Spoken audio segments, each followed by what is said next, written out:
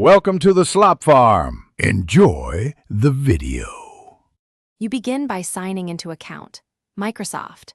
Com with the Microsoft account tied to your Xbox. Enter password and complete 2FA so you avoid lockouts. This step prevents losing purchases and save data. Once signed in, go to your info to confirm the email and linked phone. If you plan to use a different Microsoft account, prepare that alternate email and enable 2FA there too. Make sure you understand which account holds subscriptions, because changing sign-in affects Game Pass and purchases. On your Xbox console, go to Settings, then Account, and choose Sign In, Security, and Passkey, or Remove Accounts to clear the old profile. Add the new Microsoft account by selecting Add New and enter the credentials, then approve 2FA on your phone.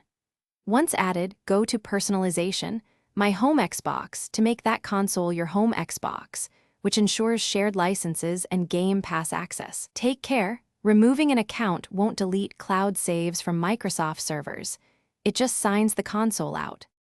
Finish by rebooting the console and testing that purchases, Game Pass, and multiplayer work under the new account. If you don't see purchases, verify license ownership in your Microsoft services and subscriptions and reassign Home Xbox. This restores shared access. If games fail to launch, clear persistent storage, reinstall the game, or remove and re-add the account. If problems persist, contact Xbox support with your account email and receipt details so they can restore entitlements. This prevents accidental. Thanks for watching.